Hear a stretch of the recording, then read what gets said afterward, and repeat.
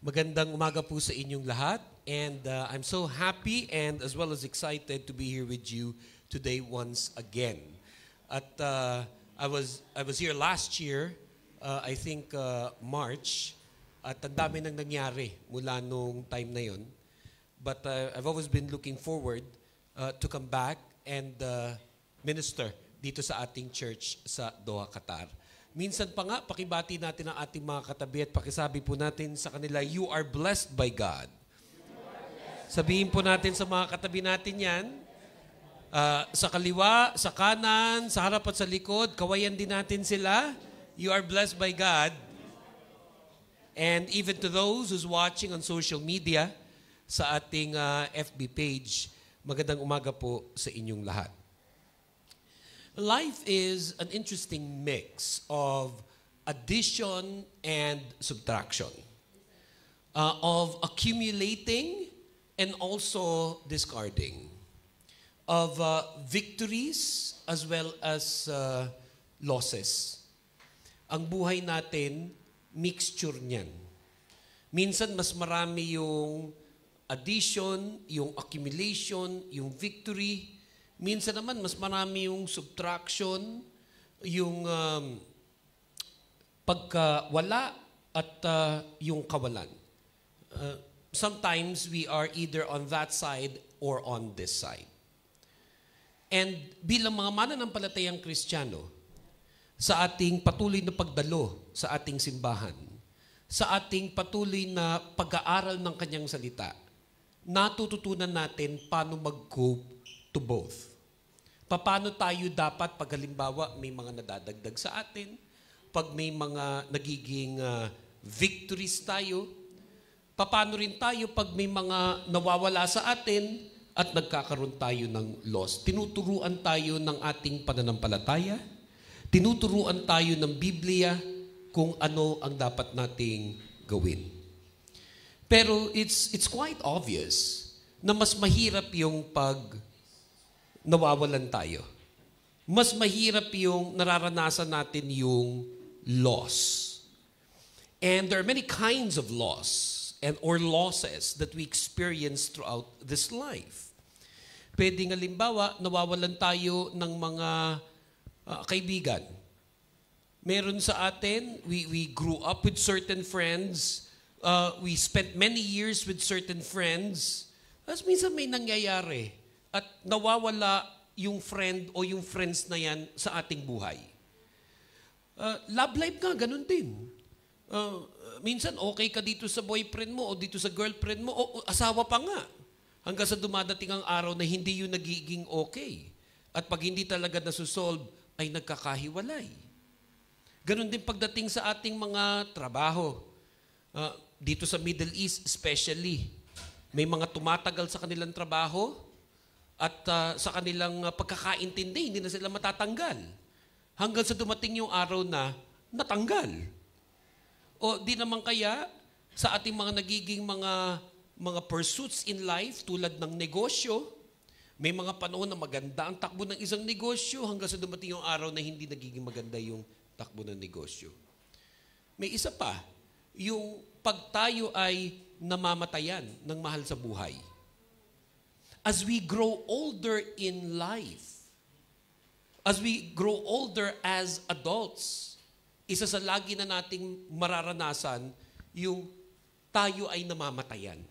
Whether ito'y mga kaibigan, kaklasmate, batchmate, baka may ilan lang sa inyo recently, nabalitaan nyo na may mga kaidaran kayo, mga kabatchmate ninyo, pero recently ay namatay din. Nagugulat ka kasi dahil kaedad mo lang yun eh. And then later, mas masaklap pag halimbawa, ito'y mahal sa buhay. Ito'y iyong kamag-anak, magulang, asawa, kapatid, at iba pa. Napakahirap nun. Napakasakit nun para kanino? To experience loss. But praise God, dahil sa ating patuloy na paglago sa pananampalataya, tinuturuan tayo ng Panginoon, tinuturuan tayo sa Biblia how to overcome loss. As we read our reading for today, 1 Thessalonians chapter 4, 13 to 14, where it says, Brothers and sisters, we do not want you to be uninformed about those who sleep in death, so that you do not grieve like the rest of mankind, who have no hope. For we believe that Jesus died and rose again, and so we believe that God will bring with Jesus those who have fallen asleep in Him. Mula po sa mga verses na yan, hango ang ating mensahe sa umagang ito na pinamagatan po nating Overcoming Loss. The title of our message for today sa ating worship service, Overcoming Loss. Minsan pa po tayo yumuko, pumikit, manalangin sa Panginoon. Aming Diyos at aming Ama, salamat po sa oras na ito, sa araw na ito na kami nagkasama-sama po muli para sa aming pananambahan. Salamat po sa aming music ministry, sa aming worship ministry na nanguna sa amin sa pagsamba. At patuloy po kaming lumalapit sa inyo, Panginoon. At iniaalay ang aming sarili sa inyo. Ang lahat ng aming mga iniisip, iniintindi, dinadala mga problema sa buhay, we surrender them all to you, Lord. At may mga kasamahan din po kami, Panginoon, na naririto, at pati na rin yung mga nanonood sa social media, na meron po ngayong sakit at karamdaman, kahit ito'y simpleng ubo, sipon, lagnat, trangkaso, at kung ano pa mang mga sakit. Dalangin po namin ang kanila pong complete healing and recovery in the name of Jesus Christ of Nazareth. At nawa hindi makahadlang ang anumang mga dalahin namin ngayon. Ito may physical, emotional, spiritual, anuman yung aming mga dalahin, sinusuko namin lahat sa inyo, Lord. We rebuke in Jesus' name all the works of Satan. And we declare na hindi siya magtatagumpay sa buhay ng iyong mga anak. Ang wini-welcome lang namin ngayon, Lord, yung presence and power of the Holy Spirit of God. Gamitin niyo, Panginoon, ang inyong lingkod bilang inyong tagapagsalita. Nang lahat ng lalabas sa aking bibig, galing lamang sa inyo. We praise your name, Lord Jesus. Itinataas po namin ang inyong pong dakilang pangalan, pinapupurihan ka namin at pinapasalamatan at maging sa oras na ito ay limalhati at tinadakila as we pray. All of these things we pray in the name of the Father, the Son, and the Holy Spirit. In Jesus' mighty name, and all God's people say, Amen. Palakpakan po natin muli ang Panginoon. Minsan pa, let's give the Lord the best clap offering that we could give to Jesus Christ today. Praise the Lord. Overcoming loss. Mula po dito sa mga verses na ating binasa sa araw na ito, tayo ay tinuturuan ng Biblia kung paano mag-cope pag nagkakaroon tayo ng loss or losses in life.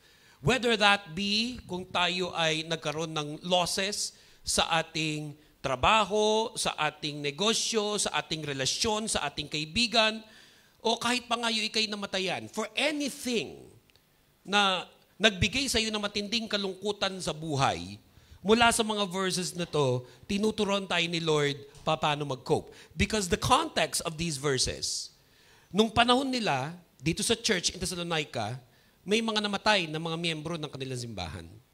At nung namatay yung mga miyembro ng kanilang simbahan, naapektuhan sila noon. They were affected by this greatly.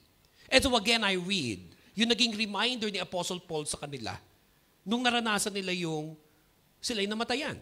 Again, sabi sa atin, sa 1 Thessalonians chapter 4, verse 13 to 14, brothers and sisters, we do not want you to be uninformed about those who sleep in death, so that you not grieve like the rest of mankind who have no hope. I'd like us to pay attention to the word na uninformed. Sabi niya, ayokong hindi nyo malaman kung ano yung dapat ninyong gawin. At doon mo makikita na napakahalaga talaga na ikaw ay part ng isang church. Not just attending a church, but that you become a member of a church, like this church of ours. Dahil pag ikaw ay nagiging part ng isang church, nagiging member ng church, doon ka na i-inform. May isa pang word tayo na ginagamit dyan eh. Doon ka na di-disciple. You're informed, you're discipled, paano ka haharap sa iba't ibang mga karanasan sa buhay. Lalong-lalo na sa kung ano yung tinuturo ng Biblia tungkol doon. Kaya sabi ni Apostle Paul dito sa mga Christians sa Thessalonica, I do not want you to be uninformed. At bilang isang pastor, bilang isang spiritual leader, responsibility ng pastor, ng spiritual leader, na ma-inform, na ma-disciple yung mga taong dinala ng Lord sa kanya para nga pag dumating yung ganong klaseng mga bagay sa buhay, alam niya kung paano harapin. Kaya marami tayong pwedeng masabi na blessings natin mula nung tayo napasali dito sa ating church. Pero isa sana sa masasabi natin, nung naging part ako ng church na yan, oo, nabibless ako pag nagpipraise and worship. Tulad kanina ako, nabless ako sa worship ministry natin. Palakpakan natin si Lord para sa kanila. Nakaka-bless ang ating mga singers at pati ang ating mga musicians. Pwedeng sa pagpunta mo dito, nabibless ka sa mga kapatiran, na pag nakikita mo yung mga brothers and sisters natin in the Lord, ngiti pa lang nila, mukha pa lang nila, lalo na kung may yakap pa mula sa kanila, napapalakas ka, napakalaking bagay nun. At kung meron pang masarap na pakain pagkatapos ng worship, di lalo na. Meron ba tayo mamaya? Yun naman pala, yan. May mga dinala ko dito, yun ang itinatanong kanina kung meron Talaga naman praise the Lord sa mga simbahan natin dito sa Middle East, di ba? Spiritually nabubusog ka na, tapos physically nabubusog ka pa. So when you go home, masasabi mo talaga na na-bless ako. Pero isa sana sa maririnig din sa atin, napa-attend ka ng worship. Tapos syempre may mga Bible studies pa tayo. Masasabi mo na, ay na-inform ako tungkol sa mga pinagdadaanan ko sa buhay dahil napa-attend ako sa church na yan. Na-disciple ako, napatatag ako. Kaya ngayon, alam ko na ano dapat kong gawin. Walang pinagkaiba sa magulang. Walang pinagkaiba sa magulang. Every time that JR would pick me up, hindi ko alam kasi kung ano tawag nila sa dito, kung Uncle JR ba tawag nila sa dito o Tito. Pero kasi si JR, we've known each other for, kanina nga nagbilang na naman ako 16 years. So nung binata pa siya, kaya nung kasabay niya yung kapatid niya, anak niya, ay kailan taon na ba itong anak mo? 15. So nung magkakilala nga kami, binata pa siya, di ba? Wala pa yung anak niya, na parang kapatid na lang niya ngayon. Di ba? Pagdating sa... pag siya nakakasama ko, sinusundo niya ako pag may ganitong mga gawain. No, it reminds me of many, many years back.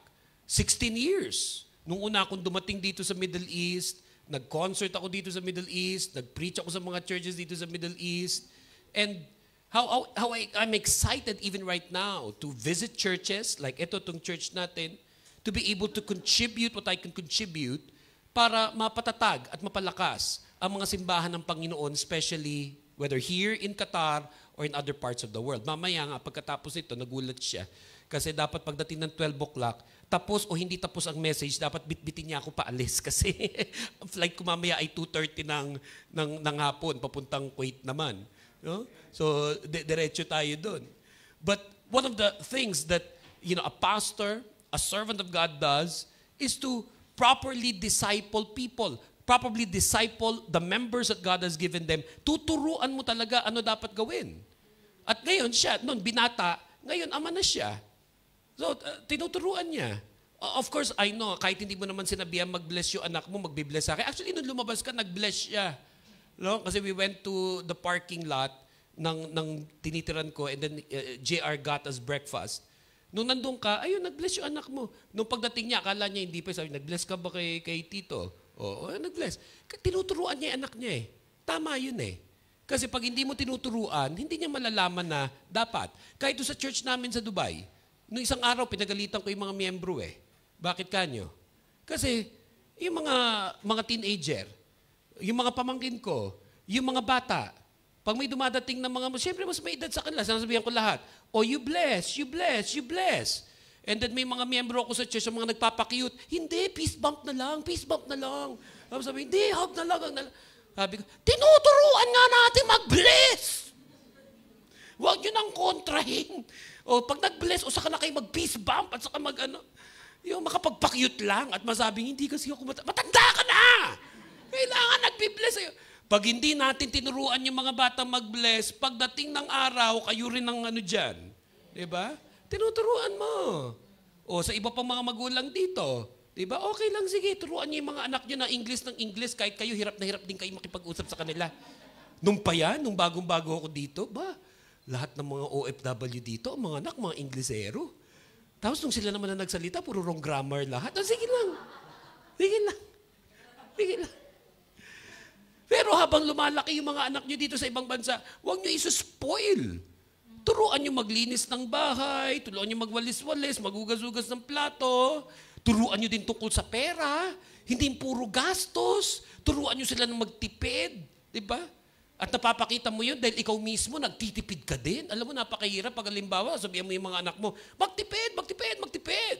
Tapos ikaw, mga rubber shoes mo, ang mga bag mo, ang mga binibili mo, hindi nagre-register doon sa utak niya yun na, mamaya may mga kakausapin niya, yung nanay ko, puro tipid-tipid daw, pero siya naman, ang mga pagbibili niya. Diba? Kailangan turuan mo eh. Kailangan mo i-inform, kailangan mo i-disciple, dahil pagdating ng araw, kahit wala ka, kaya nila. Kaya naman sasabi ko sa JR, kahit wala ka kanina, nag-bless yung anak mo sa akin. Praise the Lord. Diba? Oh. Sabi, naturuan mo. Naturuan mo. Actually, mga pamangkin ko din, tapos si Lauren and everybody else, gusto ko pagdating ng araw, ayoko nung, bless. Mas maganda yung natural na, nag-bless na kasi naturuan.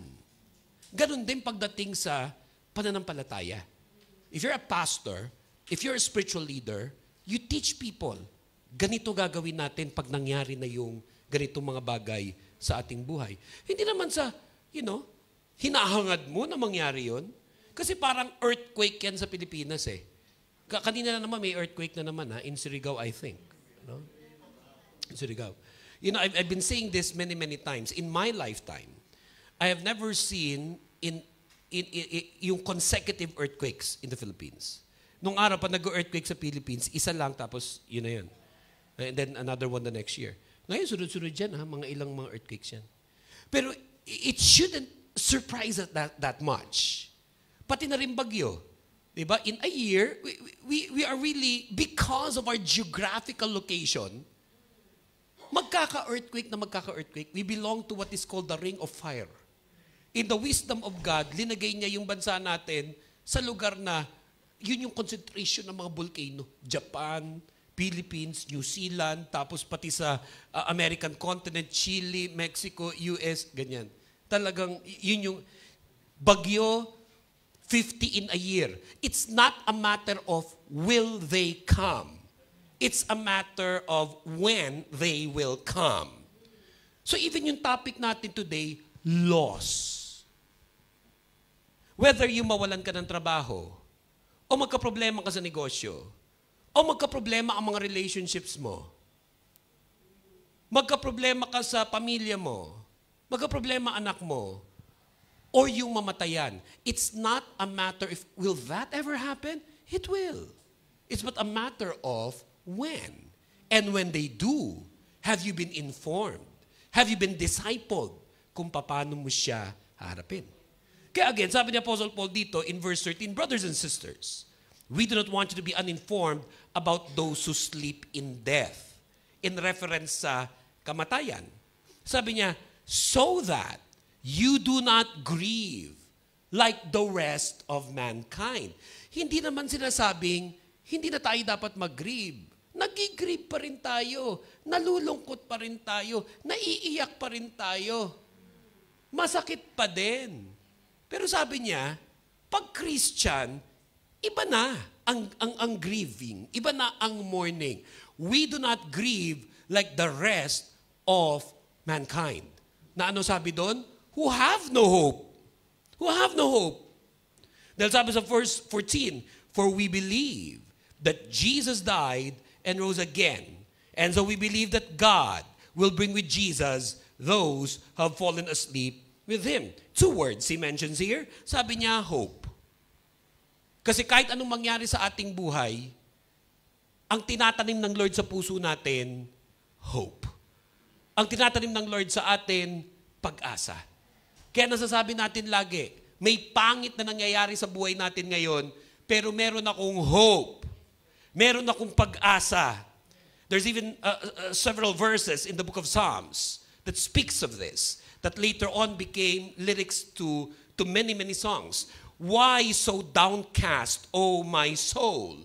Put your hope in God. Amen. Amen. Sino sa inyo, maging sa kasalukuyan na to, may mga pinagdadaanan kayo sa buhay? Pwede bang pakitaas ang kamay? Anybody? Sino dito yung may mga trials ngayon? Yung masasabi mo talaga, ay nasusubok ako ngayon. O ano sabi sa atin sa Biblia? Whether yung binanggit ko o maging ito, may hope tayo. May pag-asa tayo. That's one. And another thing that's mentioned here, and also in relation to death. In relation to death. Whether kamatayan ng mga mahal natin sa buhay, o yung magiging kamatayan natin. Sabi niya doon sa verse 14, ang pinagkaiba natin, bukod sa meron tayong pag-asa, yung pag-asa na yun, nakabase dito. Verse 14, for we believe that Jesus died and rose again. Si Jesus mismo namatay, pero nabuhay ng muli. Kaya kung nangyari sa Kanya yun, yung nangyari sa Kanya, mangyayari din sa atin. So we believe that God will bring with Jesus those who have fallen asleep in Him. Yung kamatayan, hindi yun yung period natin. In fact, ang ganda ng description dito eh. Ang description dito, pag namamatay, para lang natutulog. Parang pinikit lang mata. So namatay.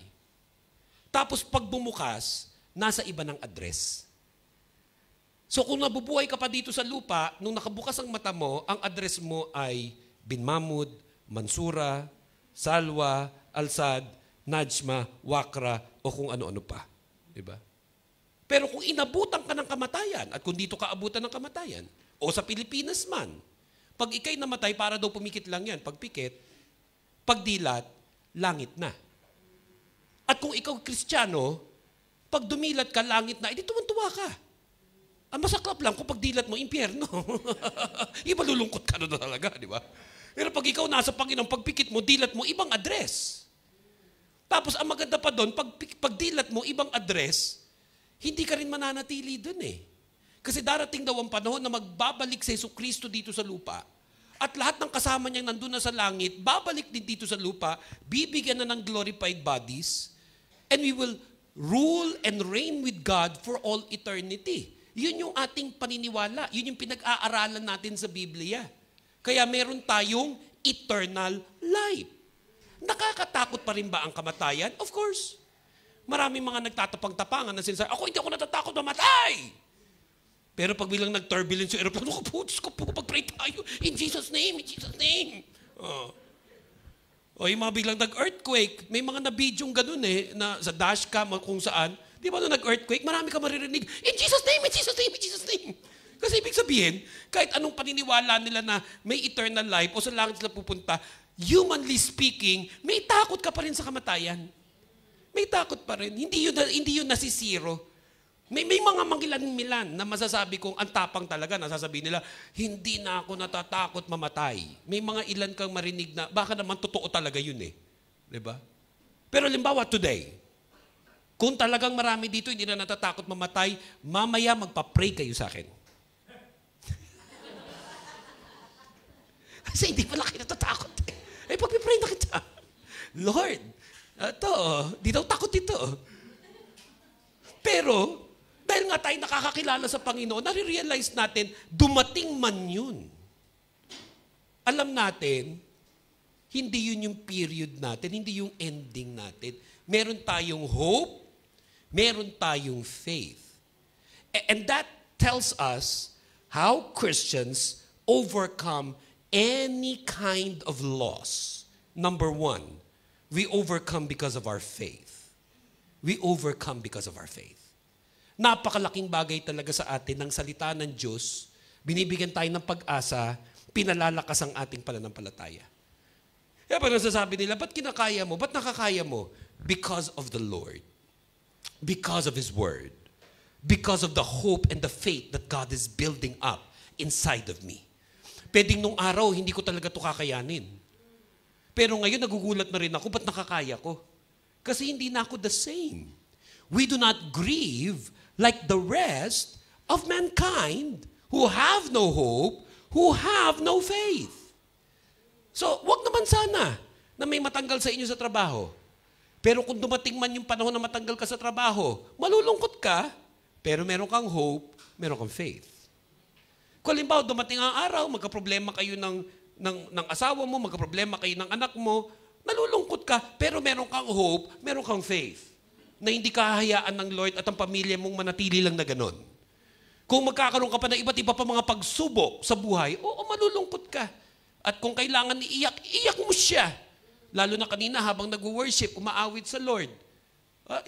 I-worship mo sa Panginoon, ibigay mo sa Panginoon mga pinagdadaanan mo sa Kanya. At kung ikay naiiyak, huwag mong pipigilan yun. I-surrender mo yan sa Lord. Kasi yun ang pinagkaiba natin. We don't just grieve like the rest of mankind. We have hope and we have faith. What else? Pag sinasabing, we do not grieve like the rest of mankind. Kasi pag Christian na, hindi rin lang nananatili na attendee sa church. Nag-uumpisa tayo lahat na attendee sa church. But later, I pray, kung dinala ka na ng Lord, halimbawa dito sa church na to, mag-member ka sa church na to. Iba kasi yung attendee lang, iba yung member eh. Yung pag nagiging member ka ng church, malinaw na sa'yo, dun ka. Every Friday, for example, dito, dun ka a-attend. Pag may worship service, malinaw na present ka. Nagta-tithes and offering ka. May mga Bible study, sumasali ka. Kung ano pa man ang maimbentong gawain, kasali ka doon kasi yun yung church family mo, yun yung spiritual family mo. Dagdagan mo pa, doon ka nagmi-ministry.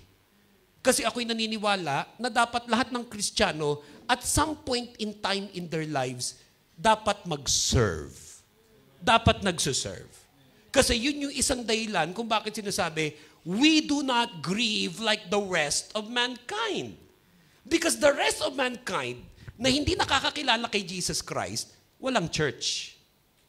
The rest of mankind na hindi nakakakilala kay Jesus, hindi nagme-member sa church.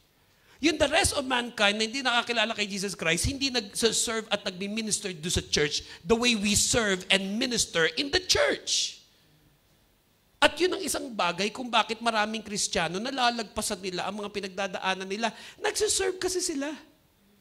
Yung nakakaintindi nito, kahit may mga pinagdadaanan sa buhay, hindi a-absent yan. Tutugtog pa rin yan. Kakanta pa rin yan. Magta-tithes and offering pa rin yan.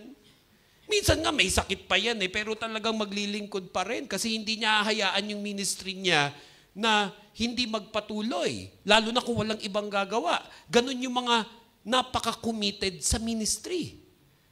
Kaya pag sinasabi nila, uy, antibay ni pastor, uy, antibay nung elder, uy, antibay nila, hindi yun eh. Na-discover na nila na no matter what, ako'y magpapatuloy sa paglilingkod sa Panginoon. Yun yung isa sa dahilan. Pag sinasabing, we do not grieve like the rest of mankind will have no hope. And number 3, pag sinasabi dyan sa binasa natin that we don't grieve like the rest of mankind who have no hope, we overcome because of our faith. Number 2, then paki-assist mo lang, we overcome because of our ministry. And number 3, we overcome because of our blessings. We overcome because of our blessings. Kasi habang ikaw ay nananampalataya, habang ikaw ay naglilingkod, ang Panginoon hindi niya hahayaan na hindi ka makakaranas ng pagpapala. One of the most favorite verse, one of the most famous verses in the Bible is of course Matthew 6:33. Nearly all of us remember this. Seek first His kingdom and His righteousness, and all these things will be given to you as well. Pag tumatagal ka sa church, tumatagal ka sa pananampalataya sa pagdilingkod sa Lord, naiintindihan mo yan. Na pag sa lahat ng bagay, inuuna mo Panginoon. Kahit minsan gipit ka na, pero magta-tithes and offering ka pa rin. Kahit minsan pagod ka na, puyat ka na, pero mag-church ka pa rin, magsuserve ka pa rin. Napakaraming pwedeng maging dahilan para huwag ka na magpatuloy, pero magpapatuloy ka pa rin. Uunahin mo ang Panginoon. Ano promise? Seek first His kingdom and His righteousness, and all these things will be given to you. Kaya nakikita mo yung kapatiran, kahit may loss or losses, na-overcome niya. Kasi hindi niya ma-deny na kahit meron siyang pinagdadaan ng trials, testings, and challenges in life, hindi naman siya nasisiro sa pagpapala mula sa Lord. Minsan nga, habang ito yung pagluluksa mo, ito yung kalungkutan mo, pero dahil nagpapatuloy at naglilingkod sa Lord, ito naman dumadating din ng iba't ibang mga pagpapala. Kaya life really, especially for the believer, is an interesting mix of addition and subtraction, of accumulating and discarding, of victories and of losses. But through it all, you don't stop. You don't give up. At nagpapatuloy ka sa Panginoon. Before I end this message, last year when I came here March of 2024, my life then was totally different to what my life is now. For a lot of reasons and for a lot of things. Pero isa doon, unexpectedly, my father died noong June of last year. Bagamat yung father ko, may edad na rin naman. He was 77 at that time. 77 years old at that time. But we've always seen him physically strong. At inaasahan mo at pinagpipray ko na sana bigyan pa ng Lord ang father ko at ang mother ko ng mas mahaba-haba pang buhay. I will never forget the day. Sunday yun eh. I just came from a preaching in our church in Dubai. At kasama ko yung assistant ko. We went to Dubai Mall to eat and to do certain things.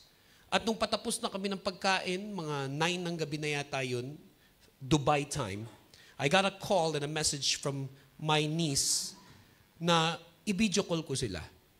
Ang nasa bahay lang namin noon sa Pilipinas, yung father ko, yung mother ko, at siya.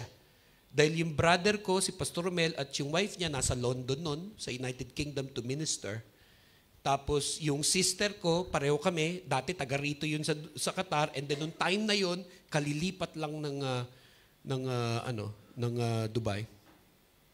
Nung time na yun, video call, sabi, anak, pag-pray mo yung father mo, pag-pray mo si dad mo.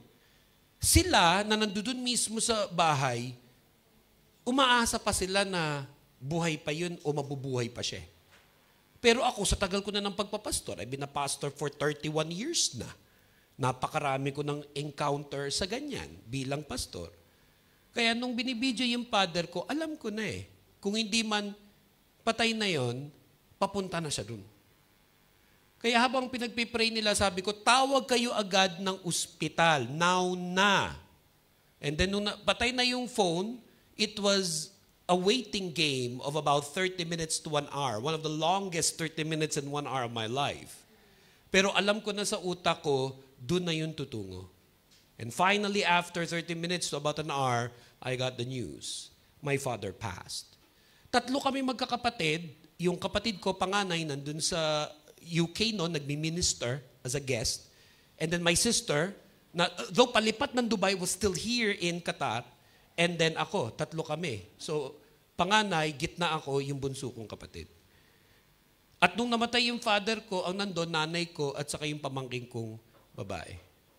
But immediately, the pastor in me, the leader in me, had to go overdrive. Had to go overdrive. Unang-unang sabi ko sa nanay ko, Ma, gusto mo bang umuwi na ako agad dyan? Kasi Sunday yun eh. Para asikasuhin ko na lahat ng dapat asikasuhin. Kaso alam niya na si Pastor Romel na nasa London noon, dadaan pa dapat muna ng Dubai kasi mag-worship seminar pa kami para sa churches sa Dubai. Inayos ko yung flight niya, dapat diretso siya London, Pinas. Inayos ko yung flight niya para daan siya saglit sa Dubai. Magsi-seminar muna siya ng Wednesday para sa mga churches in Dubai. Alam ng nanay ko yun eh. Agad-agad ang sabi ng mother ko, huwag niyong cancelin yung seminar. Ituloy niyo yung seminar para sa churches. Because that is what your father would have wanted. Kaya yung sister ko na nandito sa Qatar, Sunday yun, Monday, siya yung dumiretso agad sa Pilipinas para makasama ng nanay ko. Pero ako, by remote control, sa mga assistant ko sa Pilipinas, ako nag-asikaso ng lahat. saan ililibing, ano mangyayari, ano yung gastos, basta lahat. Hanggang dun sa yung ililibing na siya. While at the same time, inaasikaso ko yung pagsiseminar ng kapatid ko sa Dubai. Nung natapos lang yung seminar ng Wednesday, saka lang kinabukasan, lumipad kami para pumunta na dun sa Burol. At dahil napakaraming taong dumadating sa Burol, alam to ng lahat ng mga namatayan na at lalo na yung nag-organize ng mga burol at saka ng paglibing, nagiging napaka-busy mo, hindi ka nagkakaroon ng time para ikaw mismo yung mag-grieve. Tapos ako pa, 3 dekada na akong pastor, wala ko ibang ginawa kundi mag-comfort ng tao pag namamatayan. At kahit nung mismo ako na namatayan, yun pa rin yung ginagawa ko.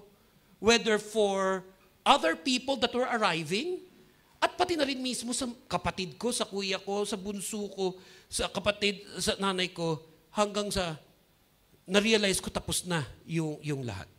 And then you go back to life. Tapos yung sister ko pa, kailangan from Pinas, bumalik agad ng Qatar kasi hahakutin na gamit kasi lilipat na ng Dubai ngayon. So aasikasuhin ko rin yung paglipat niya sa Dubai. And I just kept on and on and on. Doing what? The faith that God had given me, the ministry that God had given me, and in the process also receiving the blessings of the Lord in my life. Now, a few weeks back, I was set to go to Jeddah, Saudi Arabia dahil magmi-minister ako sa mga churches doon sa Jeddah, Saudi Arabia. Pero doon naman sa Dubai, yung isang leader ko sa ministry for many, many years, at 48 years old, nagka-tonsillitis lang nung umaga. Pagdating nung gabi, nasa ICU na. Pagdating ng madaling araw, patay na. Nag-gym pa yun Teka, may 48 years old ba dito? Matanong ko lang kung may 48 dito. Kasi pag tinitingnan ko kayo, parang kay babata nyo lahat. Ito si kuya, parang 25 ka lang. Nakamask kasi. Shock na shock lahat. Kasi nag-gym yun A few days before he died, nag-post pa siya na nag-gym siya. At maging siya at pati yung asawa niya, ang buong pagkakaintindi nila, tonsillitis lang. As I recall, ang sabi nung asawa niya, kasi nasa trabaho na, sabi niya, pumunta ka na sa ospital. Kahit pa tonsillitis. Kaso sabi nung asawa, hindi, maglilib ako sa work, antayin na lang kita sa gabi, at daling kita, samahan mo na lang ako pagpunta sa ospital. Kasi mula nung umagang yun na tonsillitis, pagdating nung gabi, dumati asawa, bloated na itsura niya, hindi na siya makalakad. And then it was very, very fast. It was very, very fast. Buti na lang, mga mananampalataya talaga sila at naglilingkod sa Panginoon. Kaya nung kausap ko yung wife sa phone, sabi niya, malungkot kuya and everything, pero alam ko, kalooban ng Lord na ito at siya ay nasa langit naman. Kaya yung mga pagpunta ko sa iba't ibang mga lugar, whether it was Qatar, and then even yung Jeddah, Saudi Arabia, na-move kasi magme-memorial service ng Sabado. I have to be there in the memorial service. Kaya yung pagpunta ko sa Jeddah na dapat Miyerkules pa lang, nandun na ako Sabi ko, hindi mo na, tapusin ko yung memorial service. So yung memorial service was Saturday ng morning, parang ito, 10 to 12. Tapos ang flight ko papuntang Jeddah, parang today, papuntang Kuwait, 2:30. Ganon. Dahil ang bilis din. Kahit nung ako'y nakatayo, sa dami ng tao na present, nung nagsasalita ako, parang sinasabi ko lang yung lahat ng usual na dapat sabihin, pero ang focus ko, i-comfort yung asawa at yung anak at pamilya na nandoon. May sarili rin akong kalungkutan dahil leader ko na matagal na panahon yun Wina-one-on-one ko, pinagdadrive ako, at kung saan, malapit ako sa kanila, pero that moment was not for me. Again, I was a pastor na ang kailangan mag-comfort nung namatayan. It was not about me. Pero nung pagdating ng 12 o'clock, takbo na ako agad sa airport. At pagdating ko sa airport, mag-wait pa ako ng ilang mga minutes before boarding.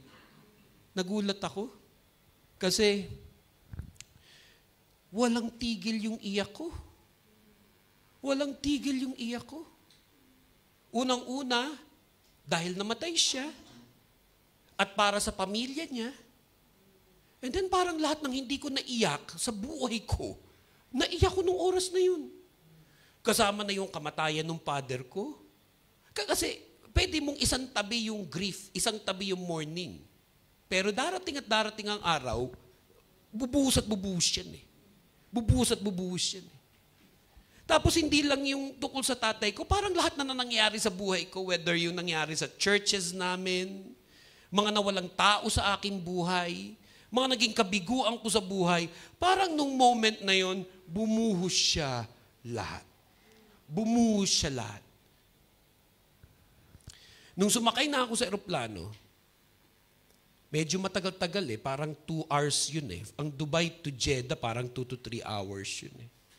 Nung nakasakay na ako sa eroplano, biglang nag-shift na yung takbo ng utak ko kasi nakaiyak na ako eh.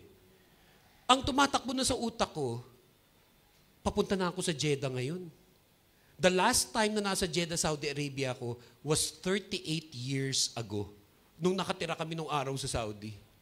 Matagal ko nang pinagpipray, makatungtong ulit sa Saudi Arabia to minister to the churches. So, gumagana sa utak ko yung faith ko, ang gumagana sa utak ko yung ministry ko. Kasi pag ikaw meron kang ministry at dinidibdib mo yung ministry mo, meron kang excitement sa buhay. Something that other people cannot understand and do not have. Kaya yung sabi dito sa 1 Thessalonians, yung binasa natin, that we do not grieve like the rest of mankind. Yun ang ibig sabihin nun eh. Hindi talaga maintindihan ng ibang tao kasi wala silang ministry.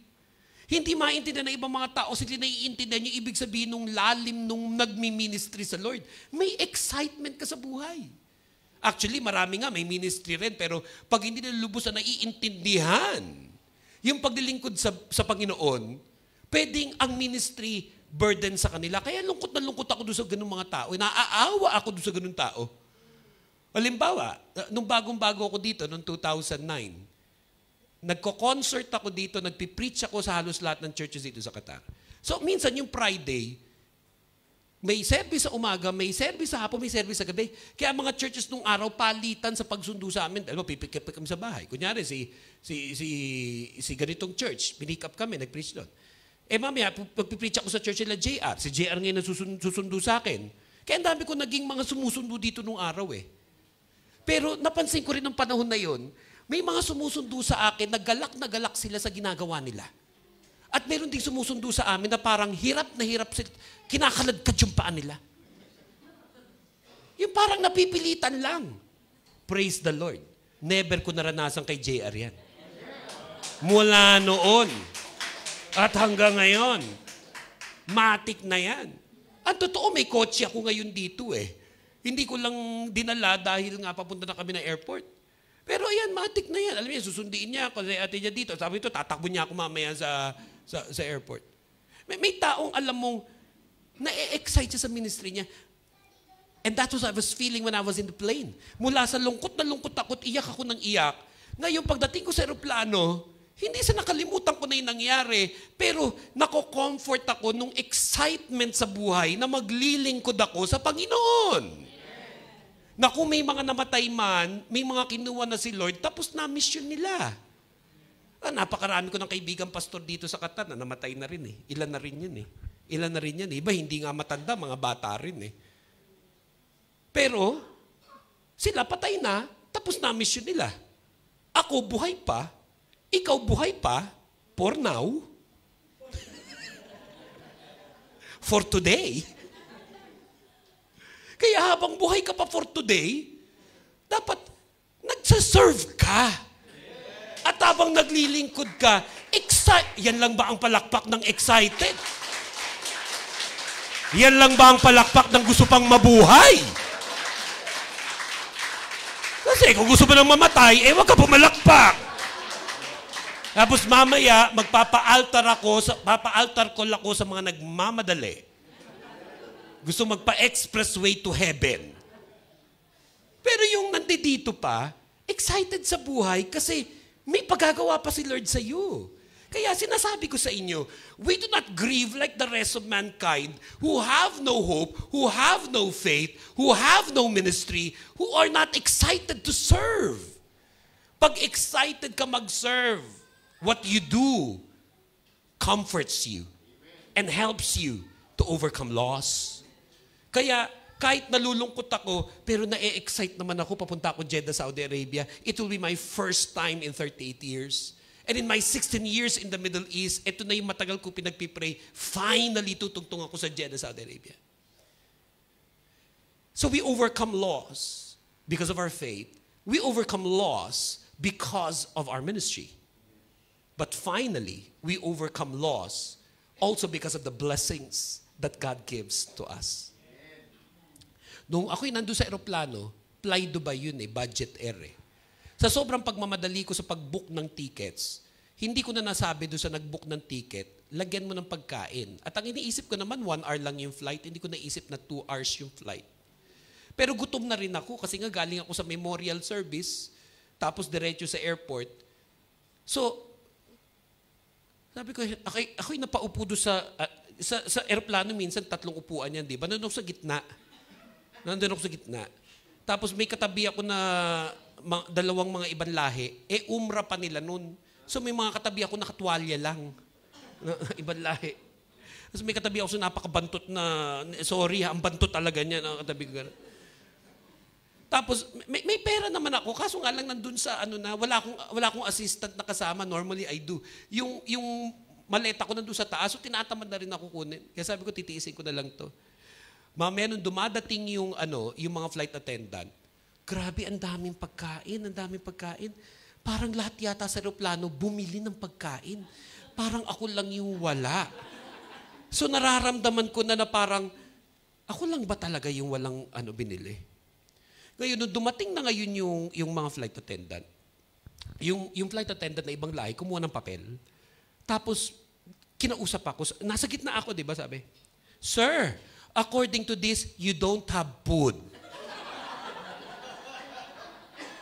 Kumbaga sa loob-loob ko lang, alam ko naman, huwag mo na ipalandakan sa mga katabi kong wala akong pagkain at hindi ako nagbayad.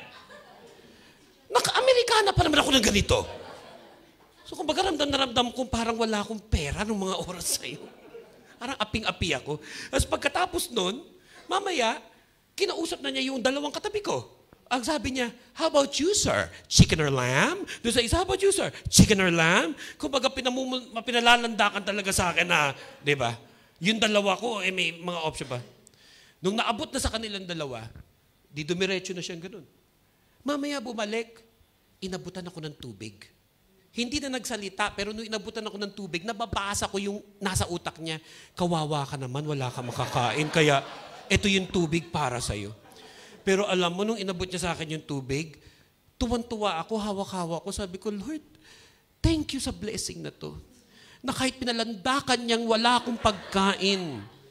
Pero Lord, may water pa rin ako. Alam mo, pag ikaw ay nasa Panginoon, because of your faith, because of your ministry, nare-recognize mo even the most smallest and most little of blessings. And you get to acknowledge, Lord, thank you for this. Hindi naman ako bayad, hindi naman ako nagbayad, hindi ako karapat-dapat na magkatubig. Pero thank you, Lord. Ganyan-ganyan, hawak-hawak kong ganyan yung water. Tapos nung tumagal-tagal na konti, mamaya bumalik ulit si flight attendant. Pagbalik ni flight attendant, ang sabi ni flight attendant, Sir, what do you want? Chicken or lamb?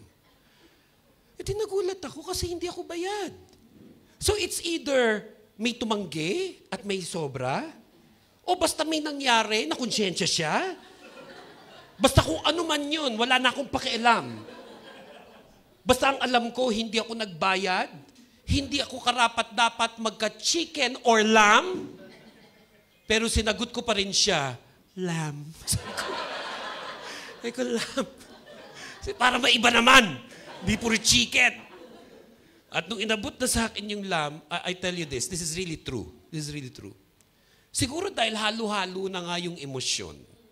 Dahil namatay yung leader ko, naalala ko yung pagkamatay ng father ko, naalala ko yung mga naging kabiguan ko sa ministry bilang pastor, Naalala ko ang napakaraming mga naging trials ko at kung paano ko siya nalagpasan dahil sa faith in God.